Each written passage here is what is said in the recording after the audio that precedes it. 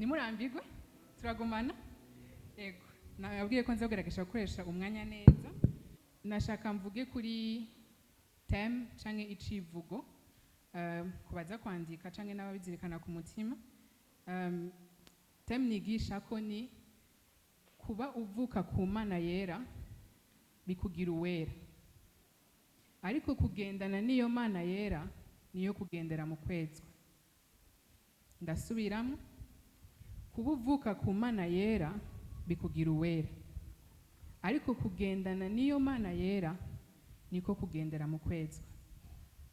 Turakunda kuvuga ngo ubu unye ko turi mu bakoraniro y'abera, sinibaza yuko ari uko turaberanda twese haba mu vyimviro no mu bikorwa, ariko nuko dukomoka ku Mana yera.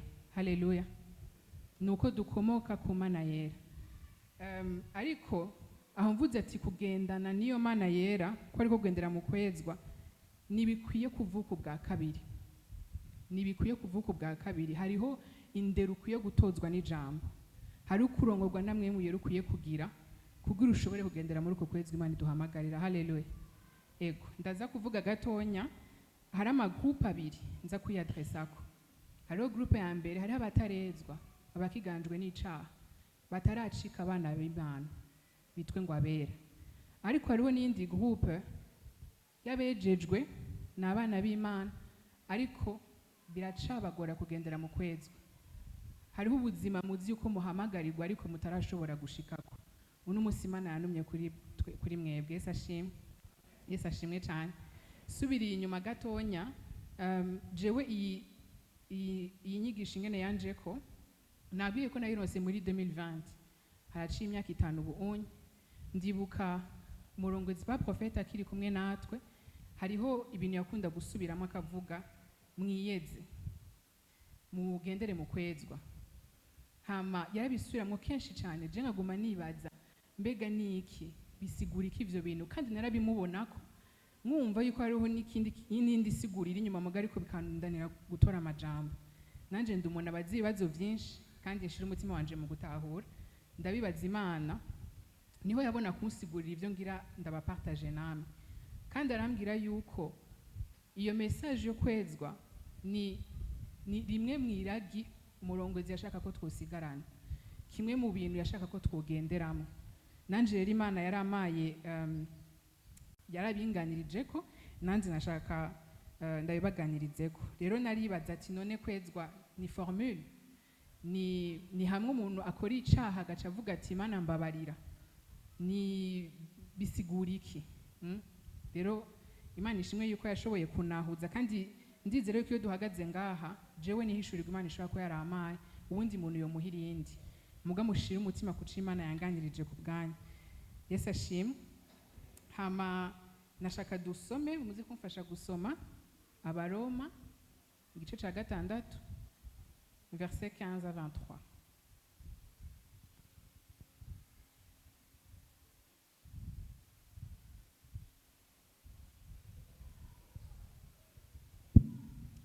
Abaroma igice ca 6 ku murongo wa 15, umutwe w'amajambo uvuga ngo twacunguwe ngo ntituganzwe n'icaha. Haleluya. Nuko tugire dute? Mbega dukora ivyaha kuko tutaganzwa n'ivyagezwe, ariko tuganzwa n'ubuntu biragahera. Ntimuzi yuko uwo mwihaye kuba abaja bo kumvira muri abaja b'uwo mwumvira?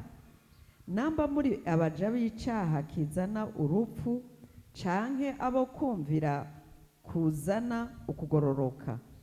Ariko Imana ishimwe yuko naho mwari abaja b'icaha, mwumviye mu mitima uburyo bwo kwigishwa mwahawe, kandi mwacunguwe ngo ntimuganzwe n'icaha, mukajakarira ukugororoka.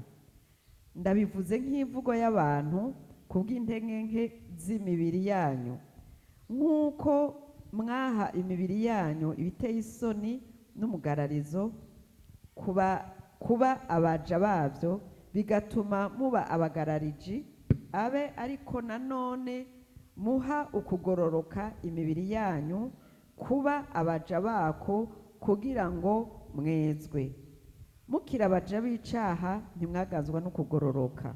none rero ico gihe mwari n'ivyamwa ki mu bibamaramaza ubu, kuko amaherezo yabyo ni urupfu. Ariko noneho ko mwacunguwe ngo ntimuganzwe n'icaha, mukajakarira Imana, mufise ivyamwa vyanyu bizana ukwezwa, kandi amaherezo ni ubugingo budashira. Ingero y'icaha n'urupfu, ariko ingabire y'Imana ni ubugingo budashira bubonerwa muri Kristo Yesu umwami wacu. Amen. Amen. Yesu ashimwe cyane. Turaza gusoma kandi muri 2 Timote 2 de 20 à 21. Timoteyo wa kabiri igice ca kabiri umurongo wa 20. Yego. Ibi muze kuvyandika nivyo nifadikishije kugira sigura ivyo nza kuvuga. Mu nzu nini y'umutunzi ntihabamwo ibikoresho byo mu nzu vy'ivyacuzwe mu nzahabu no mu ifeza gusa, ariko habamwo n'ivy'ibiti n'ivy'ibumba, kandi bimwe babikoresha ivy'icubahiro, ibindi babikoresha ibiteye isoni. Umuntu niyiyeza akitandukanya n'ivyo, azoba igikoresho c'icubahiro cejejwe, kigiriranye neco ikimazi, catunganirijwe igikorwa ciza cose. Amen. Yesu ashimwe. Aho twasomye mu Baroma, umutwe w'ijambo ravuga ngo twacunguwe ngo nituganzwe n'icaha. Hano ku isi uvyemera utavyemera, umuntu wese arafise ikimuganza. Ubimenya utabimenya urafise ikikuganza kuri ino si, kigusunikira gukora ibintu kanaka. Hariho ama envie ufise, hariho ivyiyumviro ufise, hariho ibikorwa ukora, hari ikintu kikuganje. Hariho imweme iri hejuru yawe gusunikira gukora ivyo ukora. Rero urahitamwe muri buno buzima, uganjwe n'icaha cyangwa uganjwe n'Imana. Namahitamwe uyu muntu wese kuri ino si. Muri ico gice haravugamo kuganzwa n'icaha. Hamaro n'ahantu bavuga ati mumbare ndagisomye nabi, kujakarira Imana. Sinzi ko ndakivuze neza. Ni kuba umuja w'Imana. Mu Congereza haravuga ngo now you have become slaves of God. Urumuja uvyango vyemera. Nizeye ko ndatutse abantu mugabo nizere ko atari gitutsi mugabo kuri ino si urumuja w'ikintu, urumuja w'umuntu mugabo nahawe ho guhitamo. Gira mugenza bati urazi yuko urumuja, ariko urumuja wande mubaze ati ninda kuganza, mubaze kandi ninda kuganza, mubaze ninda kurongora. Tugerageze kujana. Navuze icambere, umuntu wese ngaha avyanka avyemera numuja. Numuja w'ikintu, ntarafise ikintu kimuganza, muga nahiwe ho guhitamwo ico kintu icarico. Turacari kumwe. Yesu ashimwe cyane. Hama twasomye muri 2 Timote. Musubire kandi muhasomere ndabagore. Oya, mbere ko tuja ngaho, dusubiremo nyine Abaroma 6 muga verset 22. Abariyo dusoma kugira mutabe ico nariko ndababwira. Abaroma 6 murongo wa 22. Umurongo wa 22 uvuga ngo ariko noneho ko mwacunguwe ngo ntimuganzwe n'icaha, mukajakarira Imana, mufise ivyamwa vyanyu bizana ikwezwa, kandi amaherezo n'ubugingo budashira. Haleluya. Murumva yuko mucungurwa uburi umuja w'ikintu kugira uje kuba umuja w'undi muntu. Namahitamwe nabiri gusa. Mwaretse kuba muganjwe n'icaha kugira muje kuganzwa n'Imana, ariko icaha amaherezo yacu n'urupfu. Amaherezo yacu n'urupfu, ariko amaherezo yo kuba umuja w'Imana. Musubire musome kandi iryo jambo rya nyuma. Mukajakarira Imana, mufise ivyamwa vyanyu bizana ukwezwa. Amen. Kandi amaherezo n'ubugingo budashira. Haleluya. Imana ishimwe cyane. Dusome rero muri 2 Timote 2, hajya twasomye kandi twasubiremo. Mu nzu nini y'umutunzi ntihabamwo ibikoresho byo mu nzu vy'ivyacuzwe mu nzahabu no mu ifeza gusa, ariko habamwo n'ivy'ibiti n'ivy'ibumba, kandi bimwe babikoresha iby'icubahiro ibindi babikoresha ibiteye isoni. haleluya. Ndashaka tugereranye iyo nzu nk'inzu y'Imana, n'ingoro y'Imana turimwo. Hari ibikoresho byinshi ariko twese nituba tungana. Hama igitandukanye igikoresho kimwe n'ikindi ni ingene ico gikoresho ciyejeje citandukanyije n'ibindi. Haleluya. Nubwo twese turi ngaha bivanye n'ingene twitandukanyije n'ibintu tukiyegereza Imana, ibyo dukoresha n'ingene tubaho hari itandukaniro. Haleluya. Muribuka natanguye mvuga yuko kuvuka ku Mana yera bikugira uwera, c'est automatique. Si ibintu urondera, si ibintu kwa witwa uwera, si ibintu wakoreye, ni juste ko wimadikanije n'Imana yera ubura uwera.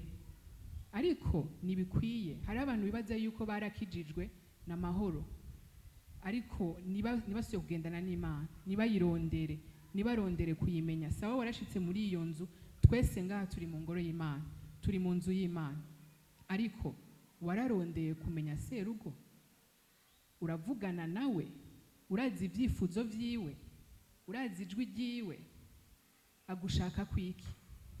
Sinzi ko ivyo muvyumva. Ushobora kuba uri mu nzu y'umuntu yaraguhaye indaro, niho uri urahabaye, muga nuzi ibintu vyaho ingene bigenda. Nashobora no kukwizeza ibintu kubera muze murabe n'umwana hajya n'abavyeyi, bivanye n'ingene umwana ari responsable yegereza abavyeyi, hariho ma responsabilité bakamuha bakamwizeza badaha abandi. Hariho amasecret yo muri urwo rugo bamuha abandi bataronka ko accès. Rero namwe nibibe bikwiye yuko muri mu nzu y'Imana, ariko muri iyo nzu y'Imana muri ko muhakorera iki? Turi kumwe? Muri iyo nzu y'Imana twese turi ngaha, ariko turazi papa, turazi ingene avuga, turazi ibyo twifuza ko umwe wese ku giti ciwe uri ngaha. Haleluya. Sindiko ndabakarira ndibaza ndazwi yuko mwara muga nizere yuko n'umunsi nza kugenza gahora abantu. Yesu ashimwe. Rero nariko ndavuga ni iyo ugendana n'Imana hari ibyo utagenderamo. Iyo ugendana n'Imana hari ibyo utagenderamo, hari abo utagendana nabo. Haleluya. Kwezwa ni kwitandukanya no gushigwa ku ruhande. Yesu ashimwe. Ndiko ndavuga kugendana n'Imana, mwumve yuko nkuko Timote yavuze, umuntu niho yiyeza akitandukanya azoba igikoresho cikimazi, je pense, canke yego cicubahiro. Yesu ashimwe.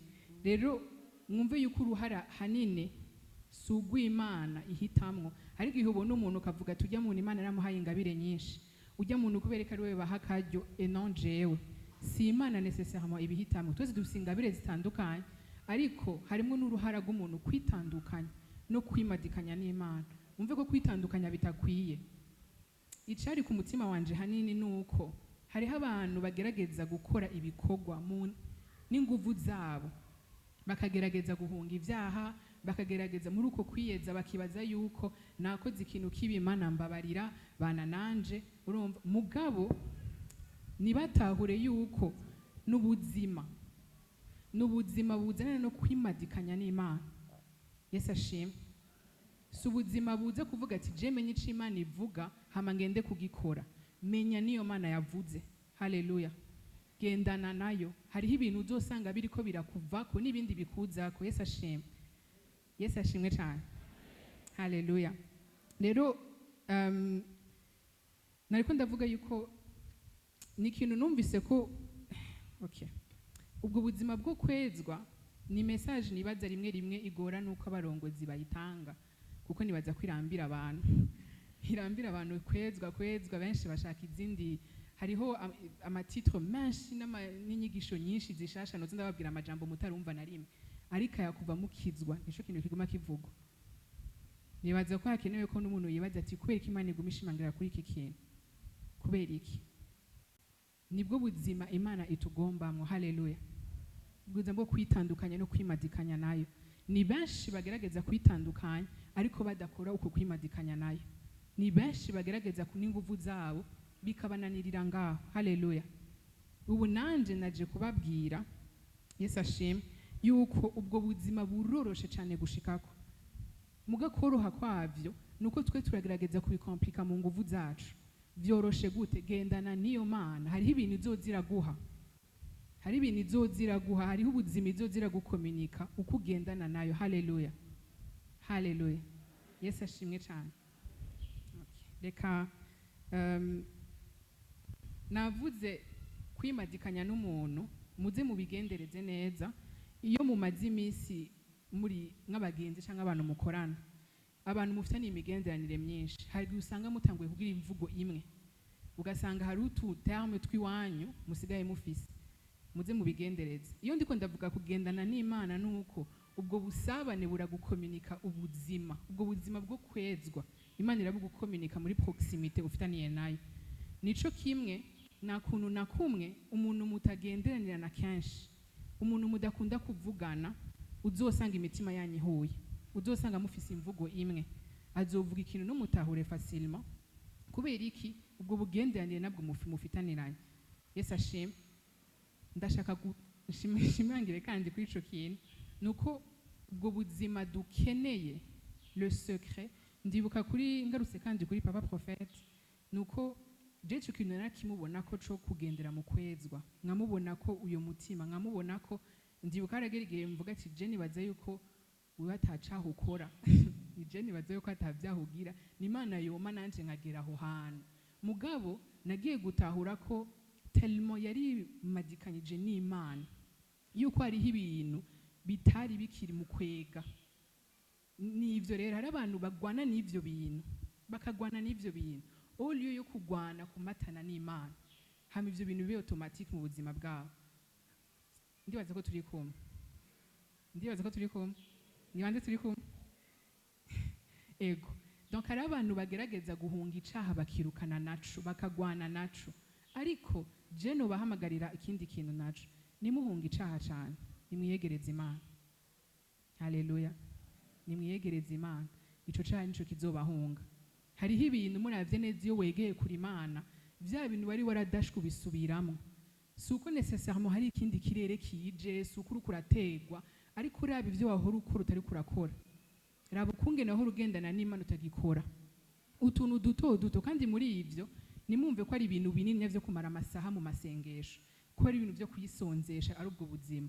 Ariko nukugira conscience, zingene no conscience mu Kirundi. Kugira iyo conscience y'Imana mu buzima bwawe. Nurindire dimanche nguganirizwe n'Imana. Nurindire ku je namamvuga ni hari abantu bakenera Imana ku ma situation manini. Hariho haragezi ahantu hari ikintu kikubaye ko mu buzima gikomeye, ubu rero ukurondera Imana ikuvugisha, utigeze urondera mu tuntu dutonya, biragoye kwizo kuvugisha ngo uyumve. Irashobora kuvuga, ariko we ni wagiye cultive iyo capacité yo kugendana nayo no kuyumva. Biragoye cyane gose yuko uzogera ahantu Mana nabara kuri iki kintu, mvugisha kuri iki kintu, karabaye ku kazi, umwana umufasha. Ariko mu buzima bwa misi yose, Mama Prophetess Kari yatubwiye ku rukundo. Est-ce que wewe uranvita Imana ni ukeneye ko nkorerako? Ni hehe narashika? Ni biki bigushimisha? Ni biki nkora bitagushimisha? Uko buke ukugendura cultiva ubwo buzima n'Imana, ikabona ko ifisa akaryo, ikabona ko ifisa ijambo mu buzima bwawe, niko naho nyene mu vyawe izovuga vyorosha ukayumva, mu vyawe izokora ukabibona. Haleluya, turacari kumwe. Yesu ashimwe. Rero ngira nsubiremo uko navuze, ndagerageza kunyarutsa kwera umwanya. Ngira nsubiremo amapoint navuze. Nibikwiye kwitwa uwera gugendere mu kwezwa. Nabivuze, urashobora kuba waravutse ubwa kabiri, ariko ukanigana n'ibintu kanaka. Kenshi impamvu muri ivyo nuko wewe uheruka papa igihe yakuvyara, ariko niwamuretse gutoza indero. Je ndibuka nshishijemwe akana, nababwiye ko mba muri Australia, ariko ndi Murundi kazi, nagiye nibaza imyaka 16, ubu hagira imyaka 10 ari yondi. Ndibuka nje mu Burundi, hari abantu bavuga bati kuvyimviro vyanje ameze nk'umuntu wo hanze. Nagera hanze bakambwira ngo nguye ngumeze nk'umuntu wo mu Burundi. Je nkavugani none mbaye wande. Nagera muri famille bakambwira ati Olga wowe hari ukuntu umeze uri bizarre. None je ndi cyandabwira Imana ni none nduwande ni hehe ibintu bise nabikuye hehe. Imana iranganiriza irambwira iti uri uwanje. Yesu ashimwe. Uri uwanje. Waremeje kwitandukanya n'umuryango wawe, waremeye kwitandukanya n'igihugu uvamo. Ibintu bihari, ibintu biranga abarundi si byose ari byiza. Hari ibintu biranga umuntu aba hanze si byose ari byiza. Hariho ibintu biranga umuryango wanje si byose ari byiza. Rero jewe je novuga ati mu gucultiva ama relation n'Imana naragerageje kumushira imbere gusumba umuntu wari we wese. Hama buke nza ndatora ama caractère yiwiwe. Simvuze yuko ndi parfaite, ariko buke narasanga nahura abantu n'ibintu. Kubera iki? Yaranganiriza. Hari igihe natahura ingene umuntu ariko arareagisa, ariko nkashira umutima wanje ku Mana imbere yuko ngira conclusion. Mana ubivuze ku iki? Uyu muntu je sindamutahura bimeze gute? Ikanganiriza ikamagutahura. Ahandi ugasanga nugo rukundo iranyeretse hari ahantu utaragera mu rukundo. Hari ahantu utaragera, turifuza ko Imana idukoresha ibintu bihambaye, ariko waremeye kwigukorera ko, waremeye gupaya ce prix. Sinzi ko muvyumva. Rero hariho abavyawe n'Imana ariko bataremera kuregwa nayo, bataremera ngo ibatoze indero, bataremera ngo barongogwe namwe muyera. Ijambo ry'Imana rivuga yuko abarongogwa namwe muyera nibo bana b'Imana.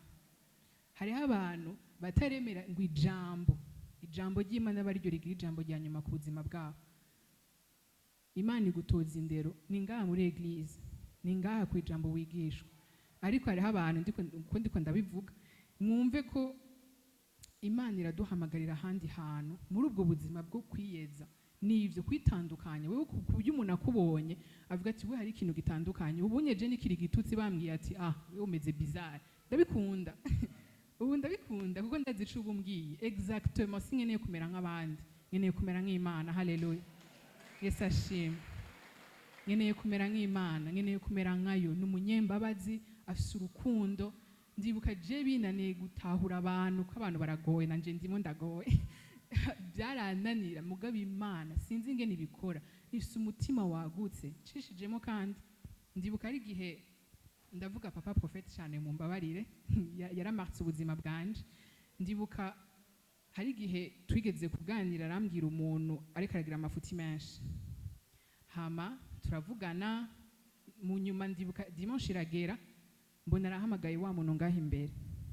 Ikintu cya mbere yamubwiye ngo urakunda Imana cyane, ngo wewe vraiment ngo ndakunda umutima wawe w'Imana. Je nanje nibuka ya mafuti yambwiye, ndambwira ati papa oya, mu mutima wanje nawe urexagere, nawe kumukorera ko uri kumubwira ama compliment sindavyumve. Mugabo ni wa mutima w'Imana. Twese irafise ikintu kibi tubonako, ariko niduhamagara kuri caca itubonako, iduhamagara mu izina. Yesu ashimwe. Ni yamani kubona kama mafuti kazi kavuga ati wewe mwana nkunda, wewe mwana nkunda, azofokisinga kuri ico kintu ciza muri wewe kugira gisohore bya bindi bibi bigende. Yesu ashimwe. Murumva ingene Imana ikora. Rero namwe hazogera igihe mu gufasha umuntu. Je ndibuka hari abantu bahora bambwira bati je ndaherekeza abantu cyane gose, ngo sindababwira ati ibi ni bibi, ibi si bibi, gutyo na gutyo, ngo ndaherekeza umuntu cyane. Benshi ndababwira ati Imana nikikora namwe irabaherekeza, ikagendera bumvisha buhoro buhoro. Yesu ashimwe. Rero ndibuka muri uko je ndavita guherekeza umuntu, maze kwiga ingene Imana ikorana n'abantu, nkabibona uyo muntu arafise iciza kimurimo, ndakivomere, ndakimubwire, ndagikorereko. Ca ciza niho yamara kucibonamwo na wenyene. Ca kibije nene ko ndamubonamwo nkeneye ko yikorerako, nzosanga cagiye. Imana nuko ikorana natwe. Yesu ashimwe. Mwumve rero kwa kugendana n'Imana nariko ndavuga nuko buke hari ama situation wewe wahora waposha mu bwenge bwawe, ariko wamenye ingene Imana iziragenda ikora ibintu, ingene Imana yiyumvira, nawe uzosanga uri gukora uko nyene. Yesu ashimwe. Gwa rukundo uzogwisangamo, zambabazo uzozisangamo iyo ubanje kuzibona ko bwa mbere, kuko umuntu wa mbere akeneye urukundo n'imbabazi z'Imana si mugenzi wawe, ni wewe. Yesu ashimwe. Ni wewe. Ujya muntu utuma urutoke, ujya muntu uvuga ngo nashobotse, imbere y'Imana ntushobotse na wewe. Hariho ibintu ikwihanganira. Yesu ashimwe. Ivyo rero umaze kubibona muri uko kugendana nayo, je novyita ko ari nka introspection. kuja indani, kuko imana iri muri twebwe. Yesu ashimwe, iri muri twebwe. Kuja indani muri wowe ukagira iyo introspection, ukemera imana ikakuvugisha ku giti cawe imbere kwigukoresha kikakuvugisha ku bindi. Haleluya, Yesu ashimwe. Kasubiremo, ntibikwiye kwitwa uwera ngo ugendere mu kwezwa, kandi ntibikwiye kuba uri uwo mu nzu kwa data ngo ube umunyakimazi n'ugukoreshwa ivy'icubahiro. Yesu ashimwe. Birasaba kwitandukanya no kwimatanya. Nitwitandukanye gusa ariko twimatanye n'Imana. Yesu ashimwe. Muri uko kwitandukanya n'Imana, mu kwitandukanya n'ibintu n'abantu bitari ivyo, twimadikanye n'Imana. Nayivuze ko ari abahunga icaha, ariko nobahamagarira kwegera Imana. Yesu ashimwe. Yesu ashimwe. Novuga yuko Imana iriko iduhamagarira kuri yo. Hariho ikintu yasubiye kunyibutsa imbwira ati, ibi bihe ari bihe biriko biraza ku isi byamaze no gushika aho kwitwa ko wakijijwe bidakwiye, aho kwitwa ko wakiriye Yesu bidakwiye. Ariko uyo Yesu wakiriye uramuzi, ayaga make, avuga iki, akuvuga kwiki. Yesu ashimwe. Yesu ashimwe cyane. Tubifate au sérieux n'ukuri. Hariho ibihe biriko biraza kandi byarashitse aho kwita umukristo bitazoba bikwiye. Hari abantu bariko bari presenta, bamwe bakavuga ko ari aba Emmaus, bakavuga ishengero bavuyeko, ariko ivyo nibizoba bikwiye kuvuga ngo je nsengera ngaha. Ariko Yesu uramuzi ku giti cawe, uramuzi ku giti cawe, muragendana. Kuko hariho ibintu bizogushikira mu buzima bitazopfa kukunyiganza bisanzwe, kubera uzofishishirirwa rya Yesu. Yesu ashimwe cyane. Haleluya. Ni bande bakunda Yesu? Ni bande bashaka kugendana nawe? Ni bande bamwakiriye? Ni bande bamwakiriye? Yesu ashimwe. Muriteze kugendana nawe? Muriteze gukomezanya urugendo nawe? Haleluya. Yesu ashimwe cyane. Ndangiza nashaka dusome muri Mariko 3 du verset 13 au verset 15.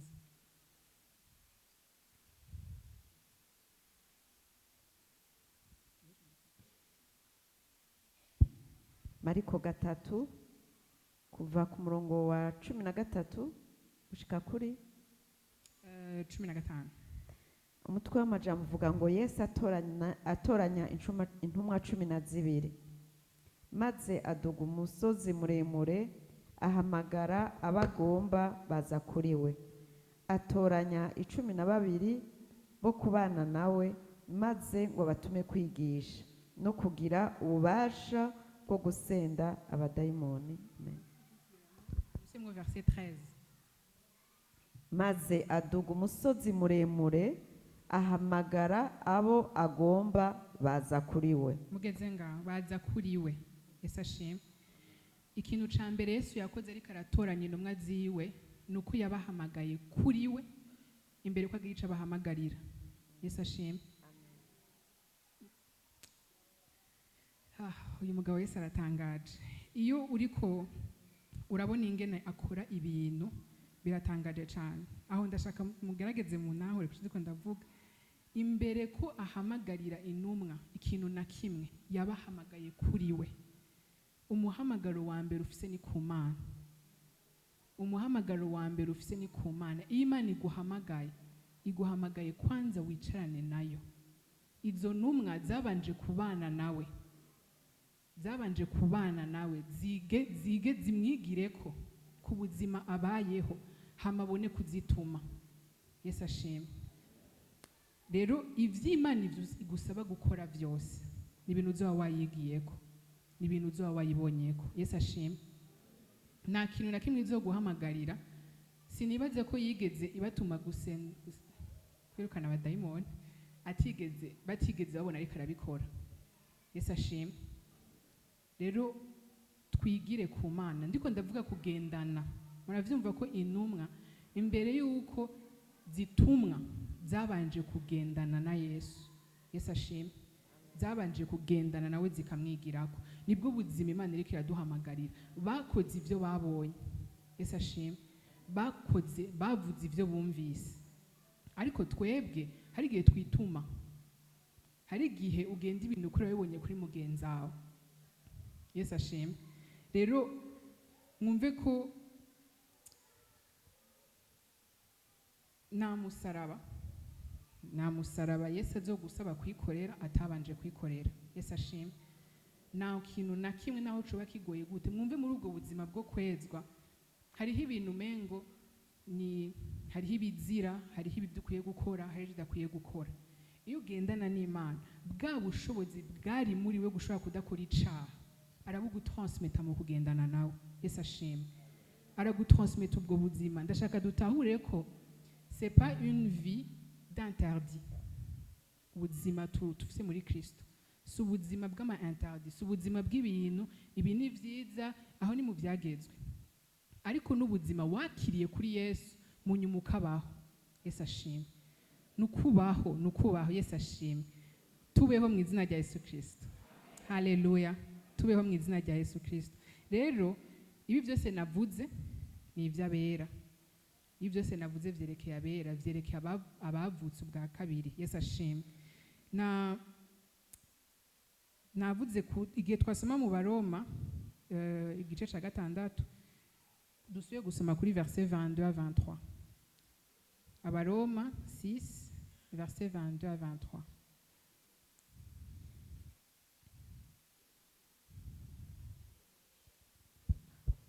Mirongo ibiri na kabiri. Ariko noneho ko mwacunguwe ngo ntimuganzwe n'icaha mukajakarira Imana, mufise ivyamwa vyanyu bizana ukwezwa kandi amaherezo n'ubugingo budashira. Haleluya. Ingero y'icaha n'urupfu, ariko ingabire y'Imana n'ubugingo budashira bubonerwa muri Kristo Yesu umwami wacu. Yesu ashimwe cyane. Rero nashakame akaryo abatarakira Yesu ngo binjiye mu muryango w'abana b'Imana bitwa bera. Mwumva ubuzima duhamagariwe bwo kugendana n'Imana, bwo kubana nayo. Yesu ashimwe. Bwo kwitandukanya. Aha biravugwa neza yuko ukiganjwe n'icaha amaherezo n'urupfu, ariko niwemera kuba umuja w'Imana, nabivuze je defo ndibuka nkikizwa nabona umenga Imana ije kumindura, ije kumbwira ivyo nkwiye guhana ivyo nakwiye gukora, alors ko bwa mbere jewe narigenga nibaze yuko ariho nari mfise ukwidegembya gusumba, mwumva umengo nje ahantu Imana ije kumfungira. Ariko twasome neza mu ijambo ukwidegembya nari nzi ngo mfise nuko icaha cari kiganje mu buzima bwanje, numva nemerewe vyose, numva vyose ari sawa. Yesu ashimwe. Rero uko kwidegembya wibaza ngo urafise bufise aho biriko birakujana, amaherezo yaho ni iki? N'urupfu. Yesu ashimwe. Ariko muri Kristo Yesu naho kandi uridegembye aho ijambo rivuga yuko uzomenya ukuri hama ukuri kuguhe kwidegembya. Yesu ashimwe cyane. Mugabo nubwo widegembye si uri umuja w'umuntu, ugiye kuba umuja w'Imana, ugiye kuba umuslave w'Imana. Ariko narabonye nopfuma mba umuja w'Imana hako mba umuja w'icaha. Nopfuma mba kuko Imana ku mutima wayo ifise. Ndibuka je narageze ahantu mvuga ni biragoye rimwe mugabo nta kintu Imana yombwira kubera amaze guhishurirwa umutima wayo n'urukundo rwayo. Nta kintu naho nobona ati jewe irantumye gupfa, irantumye gukora ikintu je numva kingoye kinaniye, ndazi ko amaherezo yacu je nzosohoka ndi vainqueur. Ndavyemezwa apana kubera ndi sûr y'ivyo ngiye gucamwo canke sûr y'amakapasite yiwanje, ariko ndi sûr y'Imana yanje. Yesu ashimwe. Rero mwumve nashakamo akaryo abo bantu batarakira Yesu, abo bantu ndabaha ikaze mu muryango w'Imana, baze ngaho imbere tubasengere. Yesu ashimwe. Ni ku giti cawe nurabe mugenzawe, sinzi koko hali yoza imbere ikadufasha. Haleluya. Yesu ashimwe cyane.